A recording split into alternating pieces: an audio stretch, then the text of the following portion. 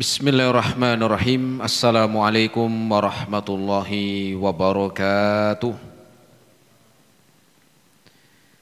Innal hamdalillahi nahmaduhu wa nasta'inuhu wa nastaghfiruh wa na'udzu billahi min shururi anfusina was sayyiati a'malina. Man yahdihillahu fala mudilla lahu wa may yudlilhu fala hadiyalah. Ashhadu an la ilaha illallah wahdahu la syarika lah wa ashhadu anna Muhammadan abduhu wa rasuluh.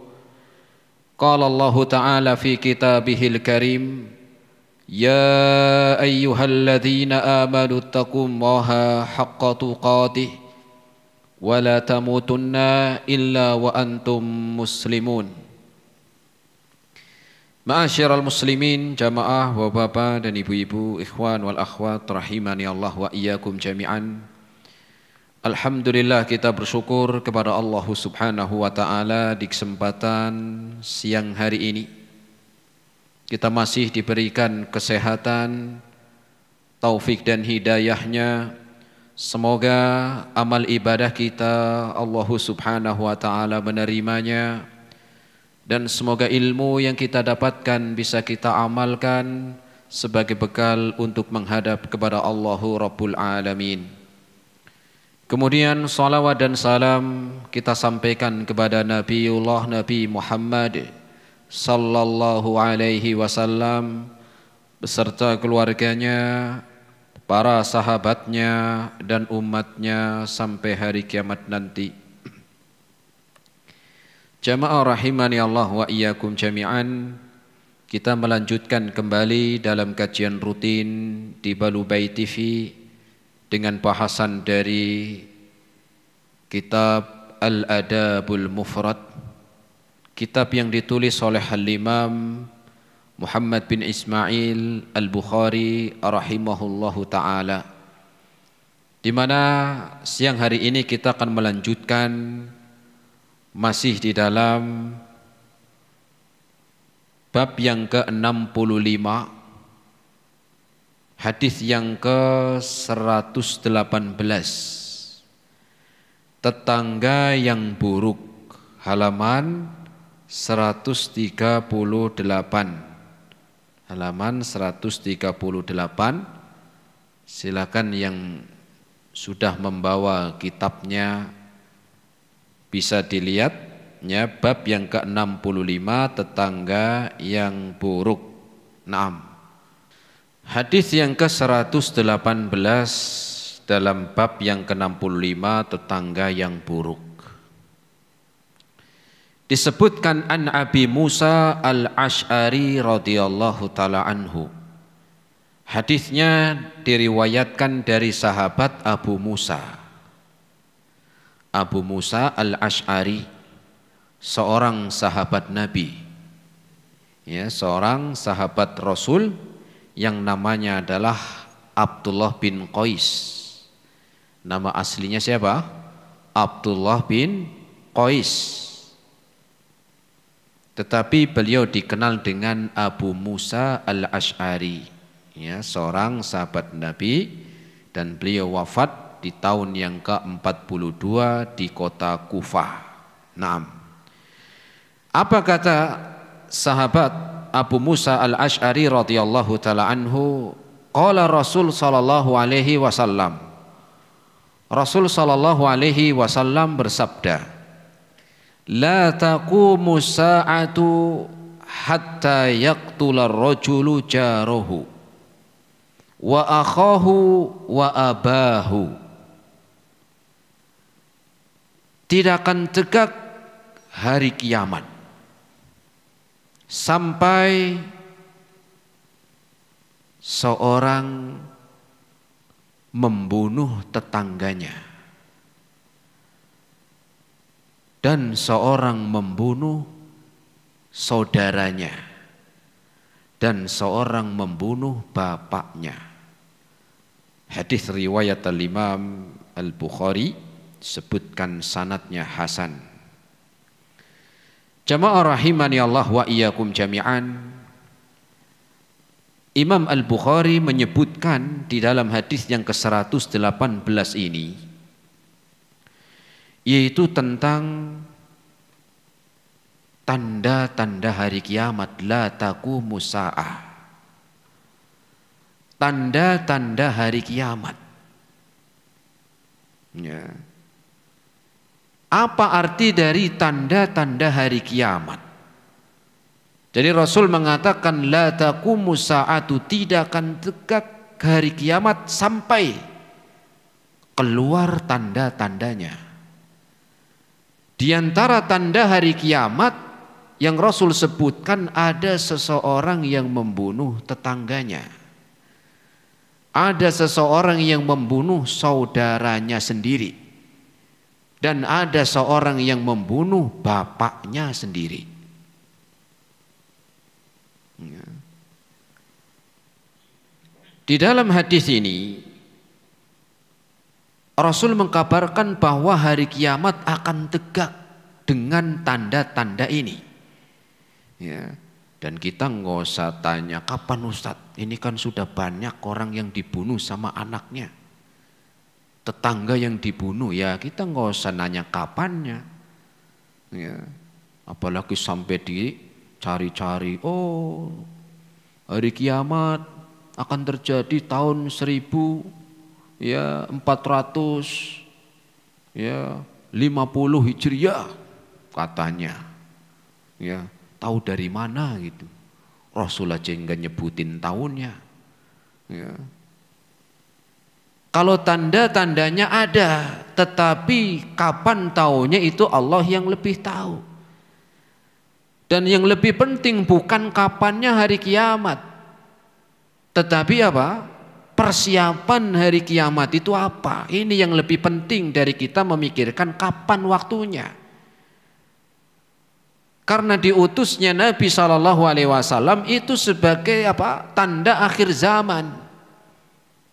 Makanya Rasul SAW mengatakan, bu'ithtu, aku telah diutus, ya, dengan datangnya hari kiamat itu seperti ini, kata Rasul. Aku diutus dengan dekatnya hari kiamat seperti jari tengah dan jari telunjuk. Artinya dekat. Kecuali Rasul memberikan isyarat begini, jauh antara jari jempol ini dengan jari, ya jari apa ini? Jari kelingking, jauh. Tapi Rasul mengatakan antara hari kiamat dengan diutusnya aku seperti ini, berarti dekat. Ya. Dan tanda-tandanya disebutkan dalam hadis ini. Tanda-tanda hari kiamat disebutkan dalam hadis ini. Apa arti tanda hari kiamat? Ialah kejadian yang mendahului hari kiamat.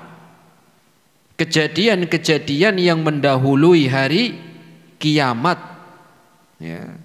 Atau kejadian-kejadian yang menunjukkan dekatnya hari kiamat. Apa tanda-tanda hari kiamat, Bu? Apa artinya? Kejadian-kejadian yang menunjukkan dekatnya hari kiamat. Kejadian-kejadian tentang tanda-tanda hari kiamat atau kejadian-kejadian sebelum hari kiamat, tanda-tandanya itu para ulama membagi menjadi dua. Ada yang disebut dengan asratus sa'ah as-sughra. Yang kedua asratus sa'ah al-kubra. Tanda-tanda hari kiamat yang tanda-tanda hari kiamat kecil atau sedang. Yang kedua adalah tanda-tanda hari kiamat besar. Jadi kejadian-kejadian yang menunjukkan dekatnya hari kiamat itu dibagi menjadi dua. Para ulama membagi menjadi dua. Yang pertama tanda-tanda yang kecil. Yang kedua tanda-tanda besar. Dan ini disebutkan dalam Al-Quran dalam surat Muhammad ayat yang ke-18, faqad jaa asyratuha. sungguh telah datang tanda-tanda hari kiamat. Ya, tanda-tandanya setelah apa? Datang. Yang pertama tanda-tanda yang sugro, kecil. Apa perbedaannya tanda-tanda hari kiamat kecil dan tanda-tanda hari kiamat kubro, yaitu besar? Perbedaannya adalah diantaranya dari sisi waktu.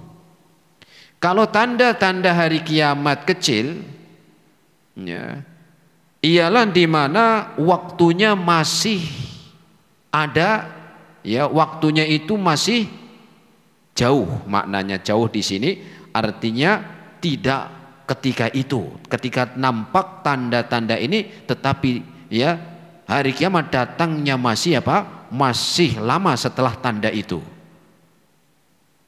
Kemudian kejadiannya ini kejadian yang sering kali terulang. Sering terulang. Adapun tanda-tanda hari kiamat kubro, tanda-tanda hari kiamat besar, ketika nampak keluar kejadian tersebut, maka hari kiamat sudah sangat dekat. Itu artinya. Yang kedua, tanda-tandanya ini tidak terulang. Tidak apa? Terulang. Coba diulangi. Tanda hari kiamat itu ada berapa? 2. Yang pertama, tanda-tanda hari kiamat sugro, kecil. Yang kedua, kubro. Perbedaannya apa dengan tanda hari kiamat kecil dan besar? Kalau tanda kecil, tanda-tanda hari kiamat kecil ini waktunya masih lama dan kejadiannya tersebut terulang, berulang. Kalau tanda hari kiamat kubro, maka ya datangnya hari kiamat sudah sangat dekat dan kejadian tersebut tidak terulang. Itu diantara ya ciri-ciri dan tanda hari kiamat antara sugro dan kubro. Kalau sugro bagaimana?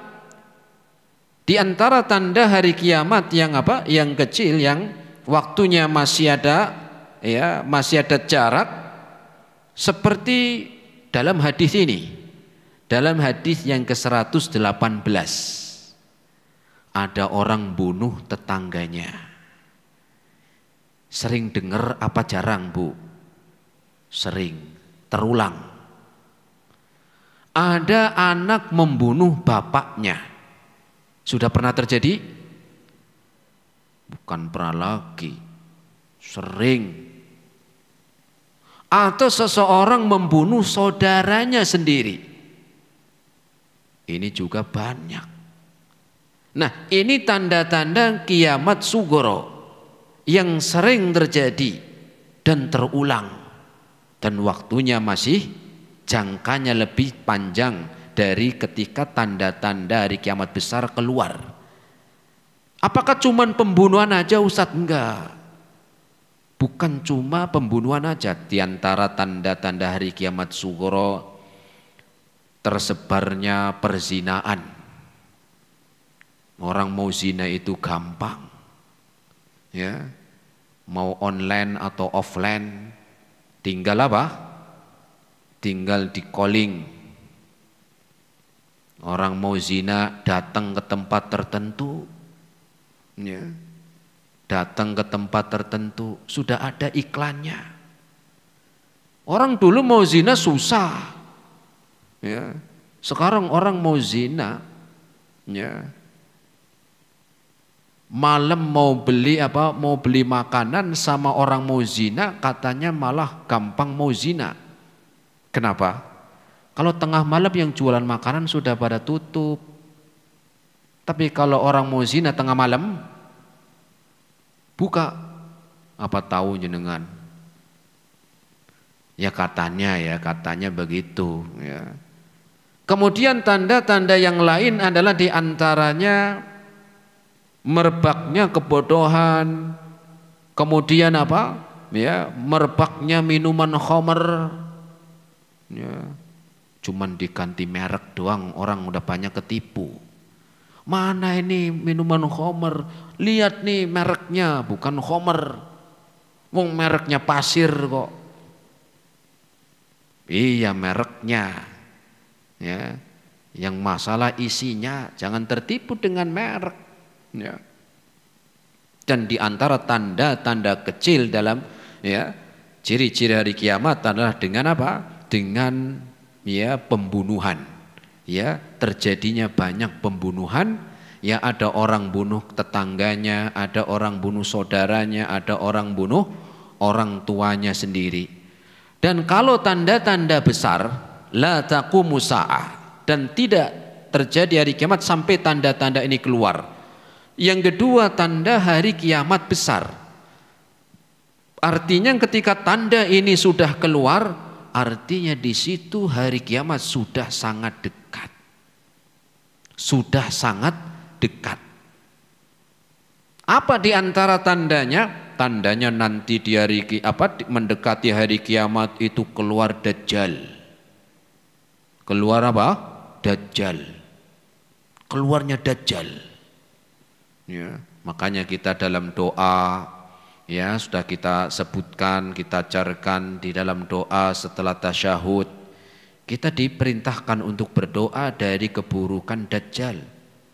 Ya, Allahumma inni a'udzubika min syarri jahannam wa min syarri ya wa min fitnatil qabri, kemudian wa min syarri fitnatid dajjal. Ya. Di antaranya itu kita diperintahkan untuk berdoa berlindung dari fitnah Dajjal.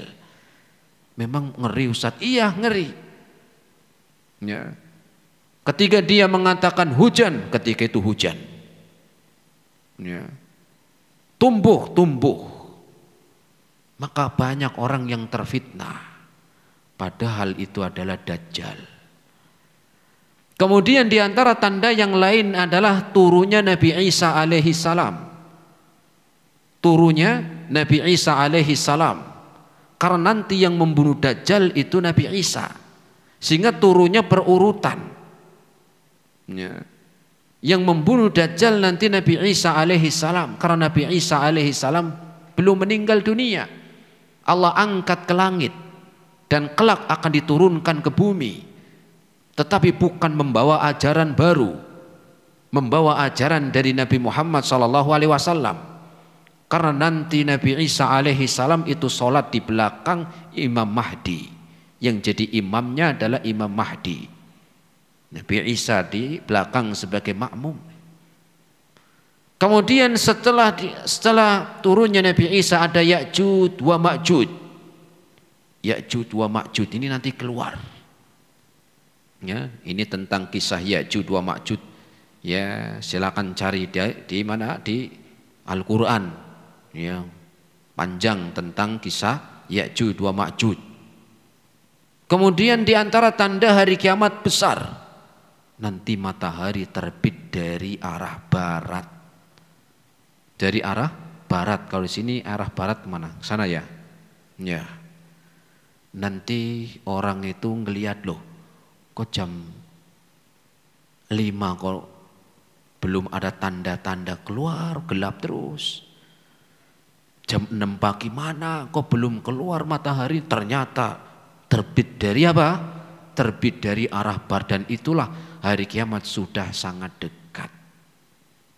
Nah, kita kembali ke dalam pembahasan hadis yang disebutkan oleh Imam Bukhari tentang tetangga yang buruk. Maka di antara tanda hari kiamat, yaitu tanda hari kiamat kecil, ketika tersebarnya pembunuhan. Ya. Yang pertama adalah seorang membunuh tetangganya sendiri. Naudzubillah, ini ngeri. Dan sekarang kalau kita ngelihat di berita, orang bunuh itu kayak membunuh apa? Kayak membunuh hewan. Orang membunuh manusia itu ya itu kayak bunuh hewan. Gampang sekali bunuh orang. Ya. Dan di antaranya seorang yang membunuh siapa? Tetangganya. Padahal pembunuhan ini adalah dosa yang sangat besar. Kalau saja yang zina dengan pasangan tetangga, Rasul mengatakan begini, la an yazni rajulu bi asyrati niswatin aisaru alaihi min an yazniya bimraati jarihi. Rasul mengatakan seorang yang berzina dengan pasangan tetangganya itu dosanya itu dosanya ya lebih ringan dari orang yang seorang yang berzina dengan lawan jenis di luar 10. Seorang yang berzina dengan perempuan 10 orang di luar itu masih lebih ringan dosanya daripada berzina dengan pasangan tetangga. Bukan berarti di sini kalau gitu 10 masih ringan, bukan. Ini bukan masalah ringan tentang perzinaannya, tetapi lebih buruk, lebih menjijikkan seorang yang berzina dengan dengan pasangan tetangganya. Lebih buruk, lebih jelek, lebih menjijikkan dari berzina dengan 10 orang di luar. Sekarang di sini membunuh. Kalau yang berzina saja itu lebih berat dari berzina di luar 10 kali. Ya, apalagi membunuh. Ya, karena membunuh ini lebih berat dari berzina. Menghilangkan nyawa. Menghilangkan nyawa. Ya, maka lebih berat lagi jemaah.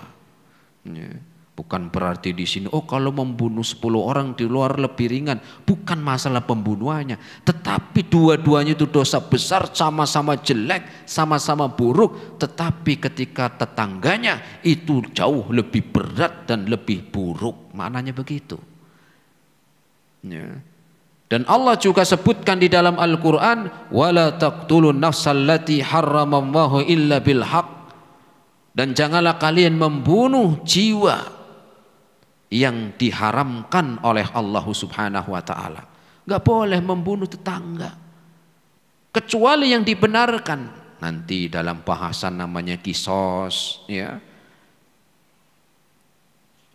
Jadi Allah Subhanahu wa taala melarang seorang membunuh membunuh tetangga. Ya. Bahkan dalam Al-Quran dalam surat An-Nisa ayat yang ke-93. Surat apa? Ayat 93. Allah Subhanahu wa taala mengancam seorang yang membunuh tanpa hak. Allah berfirman, wa may yaqtul mu'minan muta'ammida. Dan barang siapa yang membunuh seorang mukmin dengan sengaja, direncanakan. Ada merencanakan membunuh. Entah lewat ditembak, ditusuk, diracun, macam-macam. Fajaza'uhu jahannamu khalidan fiha. Maka balasan dari perbuatannya itu Allah masukkan ke neraka jahanam. Khalidan fiha, kekal di dalamnya. Ya, kekal, naudzubillah. Ya. Kekal. Sekolah masih ada tanggal merah. Orang kerja masih ada libur. Masih ada cuti bersama. Ya. Tapi orang yang membunuh tanpa hak sudah ditempatkan di neraka jahanam khalidan fiha. Gak cuman dia kekal di jahanam, wa ghadiballahu alaihi, Allah murka. Ya, Allah memurkai, wa la'anahu, dan dilaknat. Ya, dilaknat, dijauhkan dari kebaikan, diusir dari kebaikan. Ya, kalau yang ngusir mertua, cari mertua lagi. Tapi kalau yang ngusir Allah, mau tinggal di mana kita? Mau tinggal di kolong mana yang terima kita? Ya. Kalau yang ngusir istri, cari istri lagi. Kalau Allah yang ngusir, mau tinggal di mana kita? Wa addalahu azaban azima, dan diazab dengan adab yang sangat berat. Astagfirullah nih. Ya, Allah mengancam. orang-orang yang membunuh tanpa hak. Ya, tetangganya dalam hadis ini cuma gara-gara ditegur, kalau parkir jangan sembarangan, jalan umum jangan buat parkir pribadi, nggak terima. Ambil apa? Ambil celurit, tetangganya dibacok. Cuma gara-gara ya kotoran ayam nempel di mana? Di teras tetangganya, nggak terima. Ambil apa?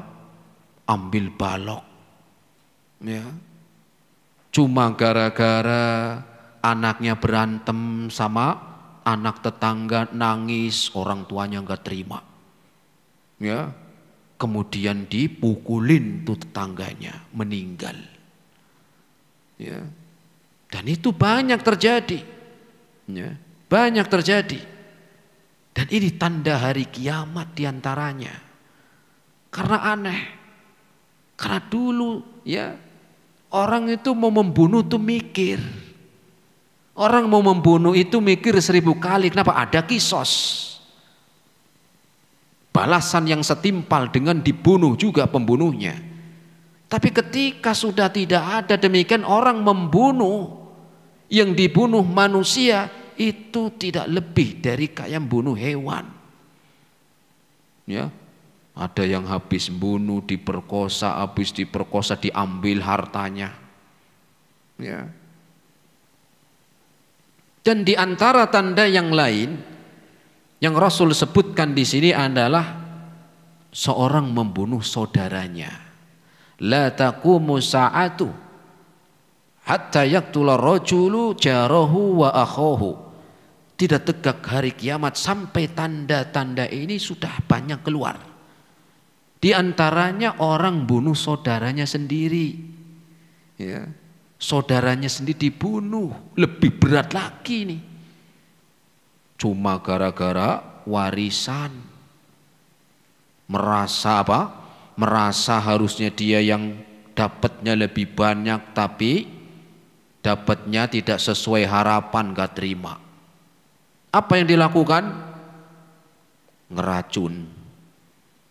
Apa yang dilakukan? Ada yang main sihir dan santet. Ya. Cuma gara-gara saudaranya utang belum bisa bayar, kemudian ketika ditagih ngilang, nggak terima. Ya.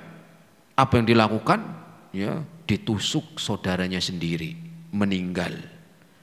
Cuma gara-gara batas tanah yang pindah, saudara jadi korban dengan pembunuhan. Banyak apa sedikit ini?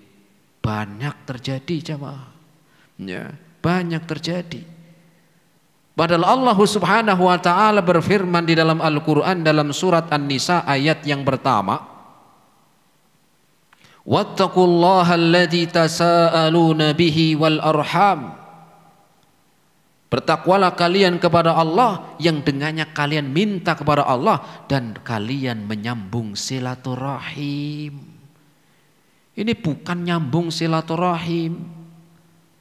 Saudaranya sendiri dibunuh cuman gara-gara warisan, cuma gara-gara utang, cuma gara-gara batas tanah. Na'udzubillahi min dzalik. Nas'alullahal afiyah. Semoga Allah menyelamatkan kita semuanya. Di antara tanda yang ketiga kata Rasul, seorang yang membunuh orang tuanya, baik itu bapaknya ataupun ibunya. Ini di antara tanda hari kiamat. Cuma gara-gara enggak dibelikan HP, ya, anaknya minta, Pak, tuh lihat teman saya Pak, HP-nya bagus-bagus. Masa HP-nya begini? Bapaknya ngomong, Le, Bapak belum bisa beli yang begitu, harganya mahal. Nanti kalau Bapak sudah ada uang, kalau sudah gajian, akhir bulan, ternyata apa? Enggak terima nih anak. Ya, bapaknya dia apa? dianiaya sampai meninggal dunia. Naudzubillah, ya. Ada orang yang membunuh ibunya sendiri cuma gara-gara minta dibelikan motor. Bukan karena nggak punya motor, pengen motornya itu baru seperti teman-teman sekolahnya. Ya, kata ibunya, nanti kalau kamu sudah kerja, sudah bisa cari uang sendiri, silakan kamu beli motor yang bagus. Kalau sekarang ibu belum mampu, punya uang pun baru untuk makan. Anak nggak terima. Ibunya dicekik, kemudian sampai meninggal dunia. Cuma gara-gara pengen dibelikan motor baru. Ya, orang yang sudah mengandung 9 bulan, yang sudah menyusui 2 tahun, yang sudah mengasuh sekian lama, bapaknya yang sudah bekerja untuk mencukupi kebutuhannya dibunuh cuma gara-gara pengen motor. Dan Allah Subhanahu wa taala berfirman, wa wasainal insana biwalidayhi husna. Dan Allah memerintahkan, mewasiati kita untuk berbuat baik kepada kedua orang tua. Kalau kita mengucapkan begitu aja sudah dosa. Ya. Apalagi sampai taraf yang paling berat, membunuh. Ya.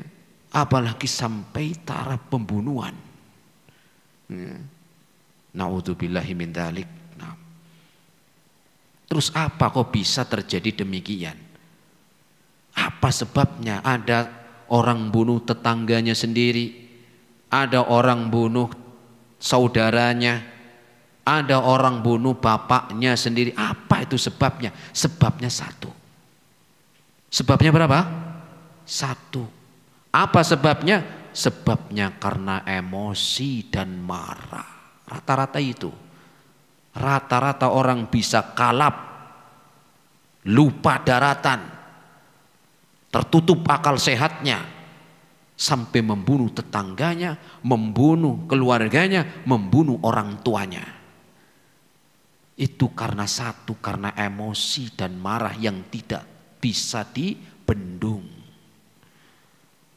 Ada ya suami yang bunuh istrinya, ada orang tua yang bunuh anaknya, ada istri yang bunuh suaminya, ada karyawan yang membunuh majikannya, ada majikan yang membunuh karyawannya. Itu sebabnya pembunuhan, karena diantaranya satu yang paling banyak karena emosi dan marah. Ya. Makanya Rasul mengatakan tentang seorang itu harus apa? Berusaha menahan diri. Kita diperintahkan oleh Rasul untuk bisa menahan diri ketika marah. Bahkan Rasul memberikan apresiasi kepada orang yang mampu orang yang mampu mengendalikan marah.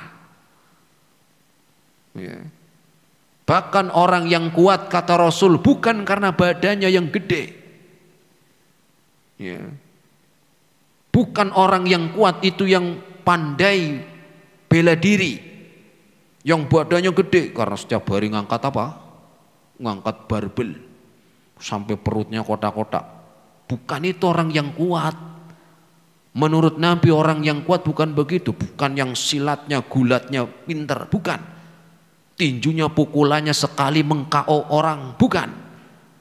Tetapi Rasul menyebutkan di dalam hadis riwayat Imam Muslim, laisa syadidu bisura'ah, innama syadidul ladzi yamliku nafsahu indal ghadab. Orang yang kuat, kata Rasul, bukan orang yang pandai silatnya, kuat bantingannya, ya, punya jurus sekian dan sekian, bukan karena badannya yang gede, ya, sampai perutnya tadi kotak-kotak. Ya. Tetapi kata Rasul, orang yang kuat, kata Nabi, adalah orang yang mampu mengendalikan diri ketika marah. Karena orang kalau sudah marah, efeknya banyak, jamaah. Efeknya banyak. Orang kalau sudah marah itu akan pengaruh dari efek marah itu ada. Walaupun yang nggak semua marah membunuh, nggak semua, tapi efek dari marah itu ada. Matanya merah, betul. Sudah merah melotot lagi, ya.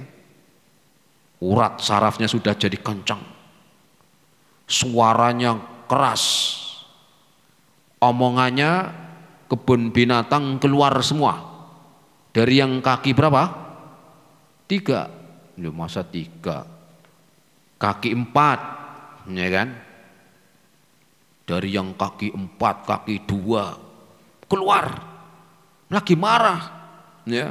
Kebun binatang keluar semuanya, ya. Belum tangannya, ya, minimal banting gelas. Lagi ribut sama suaminya, lagi ribut sama istrinya, ya. Nendang meja, itu pun kayak nggak kerasa. Baru setelah sadar baru kesakitan, ya. Itu efek dari marah dan sampai tahap kepada pembunuhan. Makanya Rasul mengatakan orang yang kuat itu bukan orang yang ya kuat dalam fisik dan bantingannya, gulatnya, tetapi orang yang kuat adalah yang mampu mengendalikan diri ketika marah. Makanya Rasul mengatakan jalannya wa idza ghadiba ahadukum falyaskut. Dan apabila salah seorang kalian lagi marah, marah itu pasti ada sebabnya kan, nggak mungkin tahu-tahu marah, ada sebab. Maka jalan yang pertama diam dulu. Apabila salah seorang kalian marah, maka tahan dulu, diam dulu. Kemudian membaca ta'awud, a'udzubillahi minasyaitonirrajim. Karena marah ini, ya, ada di sana campur tangan jin, dan jin diciptakan dari api, hawanya panas, ada campur tangan di situ, ya. Kemudian merubah posisi, yang lagi berdiri pas marah duduk dulu, tenangkan. Yang lagi duduk berbaring, diem. Kemudian apa tadi? Yang kedua membaca ta'awud, ya. Yang ketiganya merubah posisi, ya. Yang lagi duduk gimana Ustadz? Berbaring. Lah masih marah Ustadz? Berwudu, ya. Berwudu. Lah masih marah belum hilang Ustadz? Ambil cermin, jangan lihat wajahnya sendiri. Orang kalau lagi marah ngelihat mukanya sendiri gimana? Malu. Masih belum hilang marahnya, coba pikirkan efek dari marah. Seringkali akan memberikan penyesalan, seringkali akan memberikan apa? Penyesalan. Dan ingat keutamaan memaafkan. Memang ini nggak gampang, memang tidak gampang, ya. Termasuk yang ngomong juga nggak gampang. Yang ngomong siapa? Ya saya. Seringkali kurang sabar. Ya, apalagi kadang-kadang kalau anak sudah membuat ulah, ya memang ini nasihat kita semuanya, ya, agar kita semuanya memperbaiki diri. Ingat keutamaan memaafkan dan ingat mudarat dari marah dan efek yang akan ditimbulkan. Banyak orang ketika marah sudah nggak sadar, ya, nggak tahu cara-caranya menurunkan emosinya.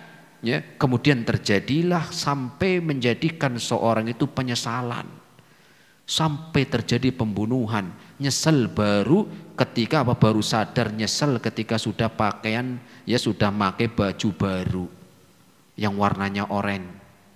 Yang warnanya apa? Oranye. Baju apa itu? Baju tahanan. Baru nyesel, ya.